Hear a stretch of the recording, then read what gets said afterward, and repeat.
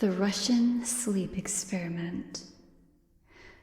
Russian researchers in the late 1940s kept 5 people awake for 15 days using an experimental gas-based stimulant. They were kept in a sealed environment to carefully monitor their oxygen intake so the gas didn't kill them, since it was toxic in high concentrations. This was before closed-circuit cameras, so they had only microphones and 5-inch thick glass portal-sized windows into the chamber to monitor them. The chamber was stocked with books, cots to sleep on but no bedding, running water and toilet, and enough dried food to last all 5 for over a month. The test subjects were political prisoners deemed enemies of the state during World War II. Everything was fine for the first 5 days. The subjects hardly complained, having been promised, falsely, that they would be freed if they submitted to the test, and did not sleep for 30 days. Their conversations and activities were monitored, and it was noted that they continued to talk about increasingly traumatic incidents in their past, and the general tone of their conversations took on a darker aspect after the 4-day mark. After 5 days, they started to complain about the circumstances and events that led them to where they were, and started to demonstrate severe paranoia. They stopped talking to each other and began alternately whispering to the microphones and one-way mirrored portals. Oddly, they all seemed to think they could win the trust of the experimenters by turning over their comrades, the other subjects in captivity with them. At first, the researchers suspected this was an effect of the gas itself. After 9 days, the first of them started screaming. He ran the length of the chamber repeatedly, yelling at the top of his lungs for 3 hours straight.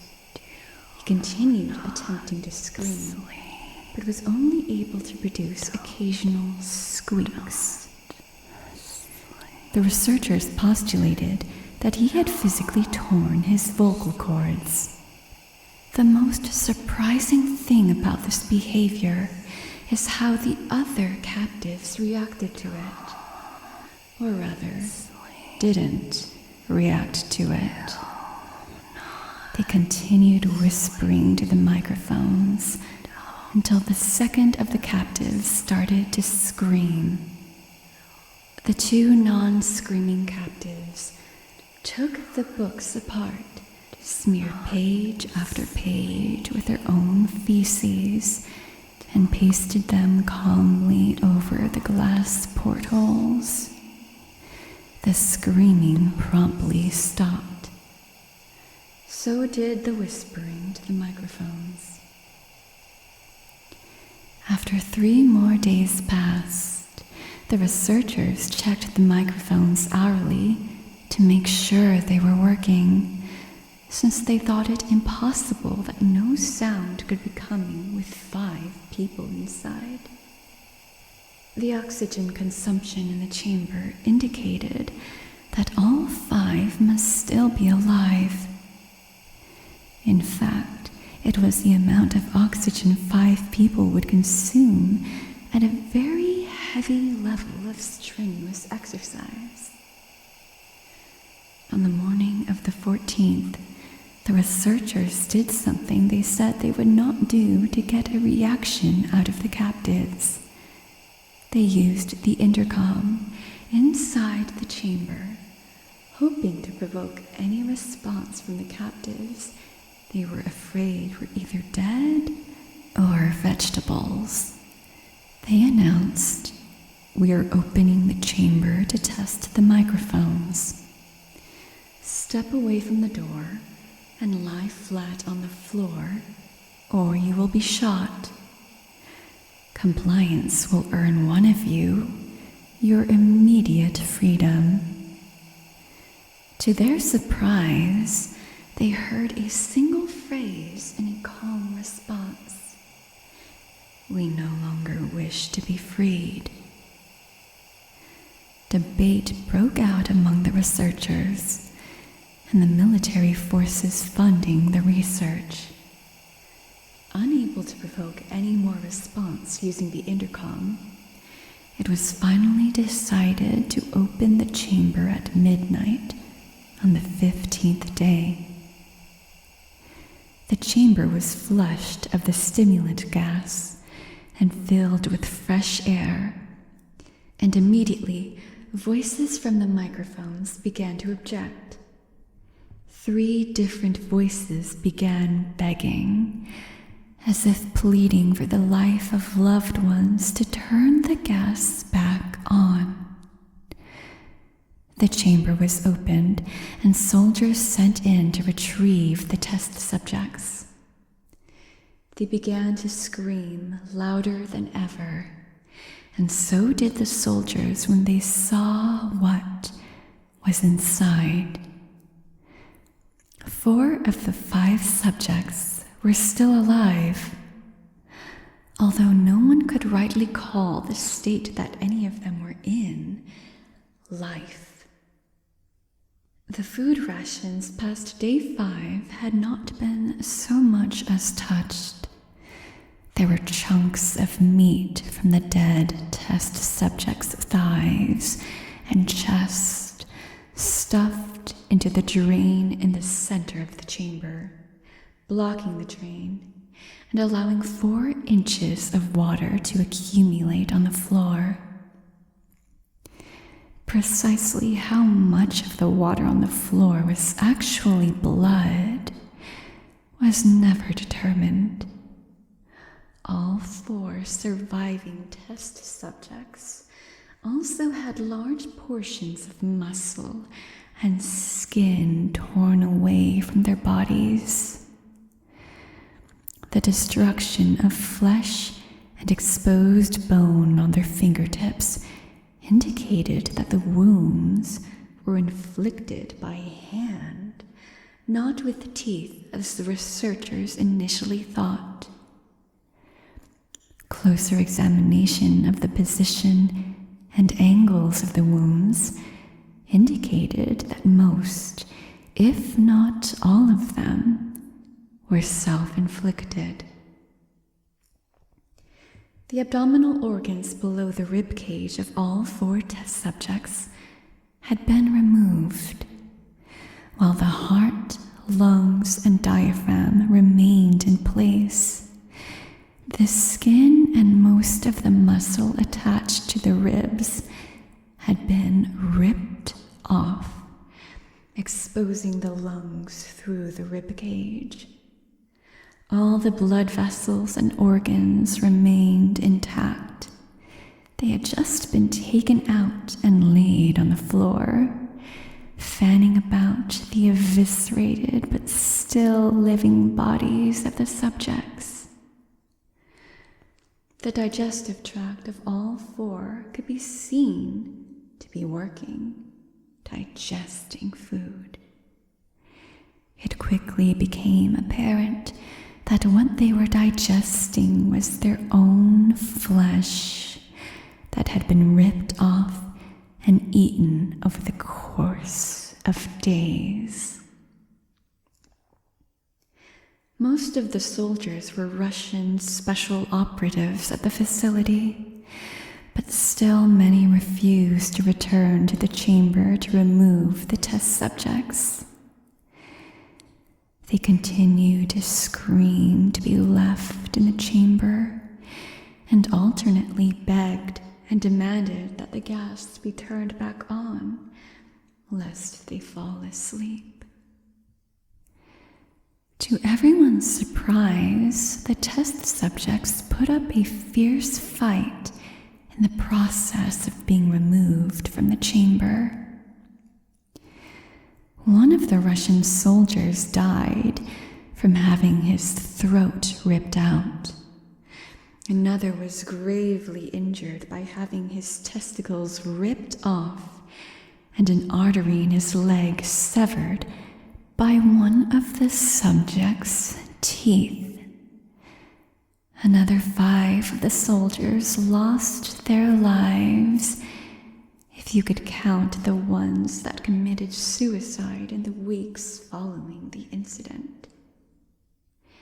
In the struggle, one of the 4 living subjects had his spleen ruptured and he bled out almost immediately. The medical researchers attempted to sedate him, but this proved impossible. He was injected with more than 10 times the human dose of a morphine derivative and still fought like a cornered animal, breaking the ribs and arm of one doctor. When his heart was seen to beat for a full 2 minutes after he had bled out to the point that there was more air in his vascular system than blood. Even after it stopped, he continued to scream and flail for another 3 minutes, struggling to attack anyone in reach and just repeating the word more over and over, weaker and weaker, until he finally fell silent. The surviving 3 test subjects were heavily restrained and moved to a medical facility, the 2 with intact vocal cords continuously begging for the gas, demanding to be kept awake. The most injured of the 3 was taken to the only surgical operating room that the facility had.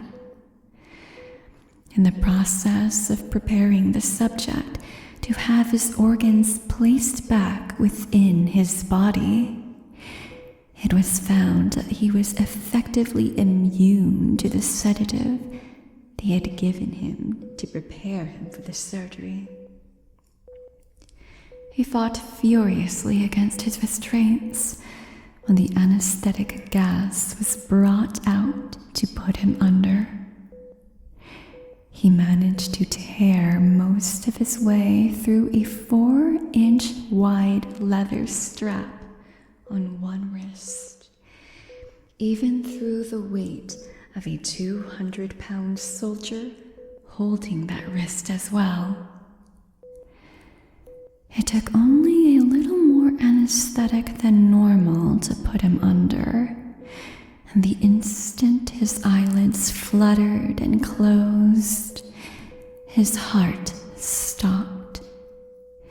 In the autopsy of the test subject that died on the operating table, it was found that his blood had triple the normal level of oxygen. His muscles that were still attached to his skeleton were badly torn, and he had broken 9 bones in his struggle not to be subdued. Most of them were from the force his own muscles had exerted on them. The second survivor had been the first of the group of 5 to start screaming. His vocal cords destroyed, he was unable to beg or object to surgery, and he only reacted by shaking his head violently in disapproval when the anesthetic gas was brought near him. He shook his head yes when someone suggested, reluctantly, that they try the surgery without anesthetic, and did not react for the entire 6-hour procedure of replacing his abdominal organs and attempting to cover them with what remained of his skin. The surgeon presiding stated repeatedly that it should be medically impossible for the patient to still be alive. One terrified nurse assisting the surgery stated that she had seen the patient's mouth curl into a smile several times whenever his eyes met hers. When the surgery ended, the subject looked at the surgeon and began to wheeze loudly, attempting to talk while struggling. Assuming this must be of drastic importance, the surgeon had a pen and pad fetched so the patient could write his message. It was simple. Keep cutting. The other 2 test subjects were given the same surgery, both without anesthetic as well. Although they had to be injected with a paralytic for the duration of the operation, the surgeon found it impossible to perform the operation while the patients laughed continuously. Once paralyzed, the subjects could only follow the attending researchers with their eyes. The paralytic cleared their system in an abnormally short period of time, and they were soon trying to escape their bonds. The moment they could speak, they were again asking for the stimulant gas. The researchers tried asking why they had injured themselves, why they had ripped out their own guts, and why they wanted to be given the gas again. Only one response was given: I must remain awake. All 3 subjects' restraints were reinforced, and they were placed back into the chamber, awaiting determination as to what should be done with them. The researchers, facing the wrath of their military benefactors for having failed the stated goals of their project, considered euthanizing the surviving subjects. The commanding officer, an ex-KGB, saw instead potential and wanted to see what would happen if they were put back on the gas. The researchers strongly objected, but were overruled. In preparation for being sealed in the chamber again, the subjects were connected to an EEG monitor and had their restraints padded for long-term confinement. To everyone's surprise, all 3 stopped struggling the moment it was let slip that they were going back on the gas. It was obvious that at this point, all 3 were putting up a great struggle to stay awake. One of the subjects that could speak was humming loudly and continuously. The mute subject was straining his legs against the leather bonds with all his might. First left, then right, then left again for something to focus on. The remaining subject was holding his head off his pillow and blinking rapidly. Having been the first to be wired for EEG, most of the researchers were monitoring his brain waves in surprise.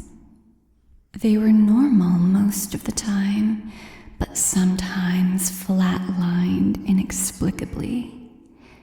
It looked as if he were repeatedly suffering brain death before returning to normal. As they focused on paper scrolling out of the brainwave monitor, only one nurse saw his eyes slip shut at the same moment his head hit the pillow.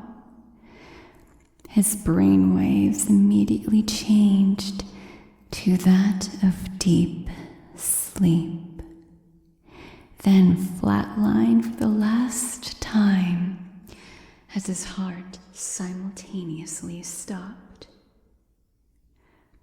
The only remaining subject that could speak started screaming to be sealed in now.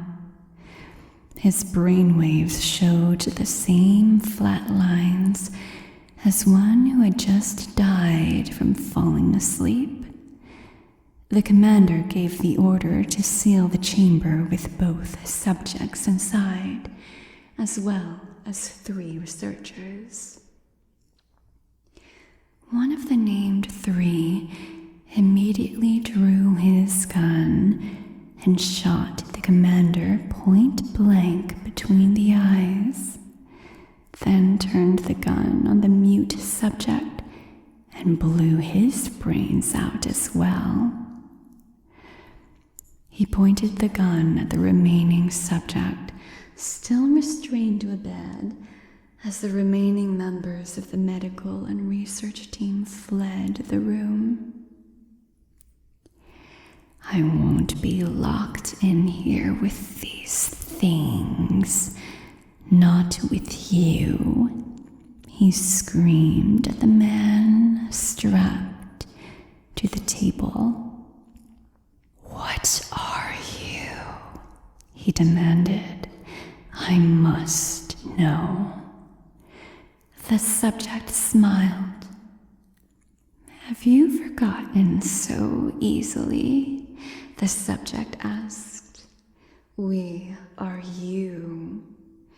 We are the madness that lurks within you all, begging to be freed at every moment in your deepest animal mind. We are what you hide from in your beds every night. We are what you sedate into silence and paralysis when you go to the nocturnal haven where we cannot tread." The researcher paused, then aimed at the subject's head and fired. The EEG flatlined as the subject weakly choked out, "So nearly."